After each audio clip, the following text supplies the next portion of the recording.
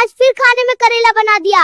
इंसान हो या जानवर, जब देखो घास फूस खिला देती है। पड़ोसन को देख रोज पनीर और चिकन बनाती है अपने पति के लिए, और एक तू है जो अपने पति के लिए कुछ भी नहीं करती है। एक कंजूस बढ़ाया चिकन खाने वाला, जेब में फूटी कौड़ी नहीं और नखरे नवाबों वाले चुपचाप खा ले, वरना ये करेला तेरे सिर पे फोड़ दूंगी, समझ गया ना? और कुछ काम धंधा भी कर ले तब मेरे पास डिमांड करना रे। ओए रिया, मेरी खामोशी को मेरी कमजोरी मत समझना, नहीं तो तेरे लिए बिल्कुल अच्छा नहीं होगा।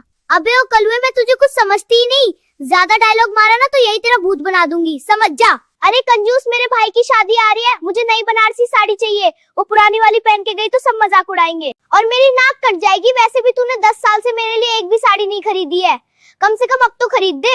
यार नाक साड़ी से नहीं, तेरी इस जुबान से कटती है। उस पुरानी साड़ी को ही प्रेस करके पहन लेना, मेरे पास नोट छापने की मशीन नहीं है। अरे कंजूस, लोग क्या बोलेंगे कि देखो इसके भाई की सदी है और ये पुरानी साड़ी पहनकर आई है। तुझे शर्म नहीं आती है?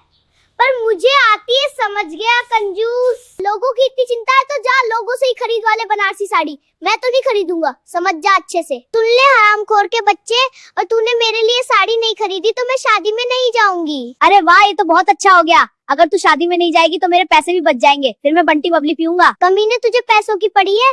ठीक है, कोई बात नहीं, अब मैं भी तुम्हारी बहनों से बात नहीं करूंगी। मेरी बहनें कौन सी तुझसे बात किए बिना मरी जा रही है?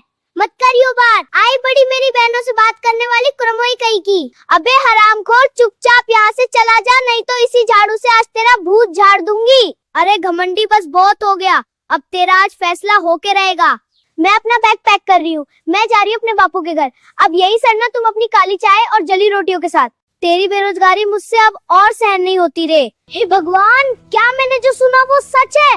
तू रुक, मैं अभी बैंड बाजा बुक करता हूँ। टैक्सी क्या? तुझे छोड़ने तो मैं खुद कंधे पे बिठा के जाऊंगा, ताकि रास्ते में अगर तूने आने का सोचा भी मैं तुझे जबरदस्ती फेंकाऊंगा। हंस लेकर मजले, जब शाम को ठेके से घर आएगा और अंधेरा मिलेगा ना, तब तुझे मेरी अहमियत समझ आएगी। जब खुद झाड़ू लगाएगा और खुद बर्तन मांजेगा तब मुझे याद करेगा रे घमंडी साला, तब तुझे पछतावा होगा, देखना। अरे पगली, वो अंधेरा नहीं, मेरे जीवन का सवेरा होगा।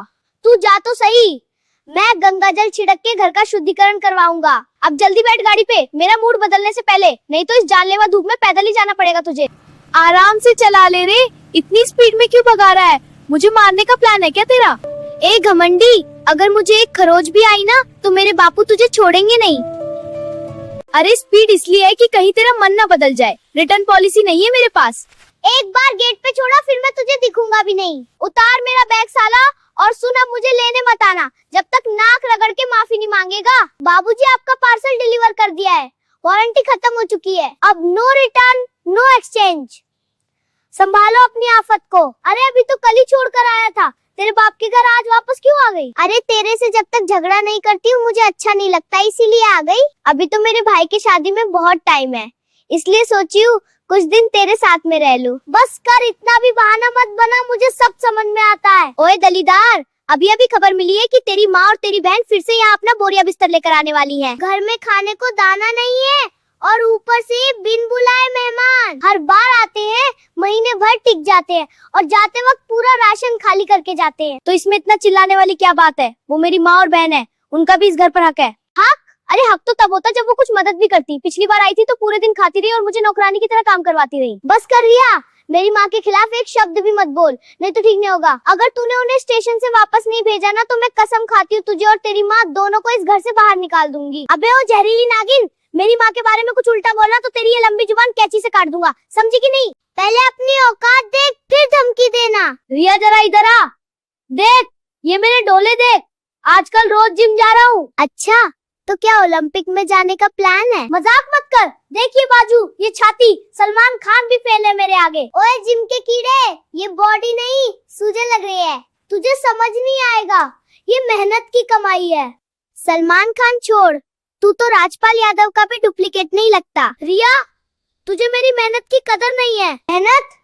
दिन में 2 बार शीशे के सामने खड़े होकर पोज देना मेहनत नहीं होता। रिया, आजकल तेरी जुबान बहुत चलने लग गई है। तो क्या करूं, तुम्हारी हरकतें ही ऐसी हैं। मेरे बाप ने शादी से पहले क्या कहा था?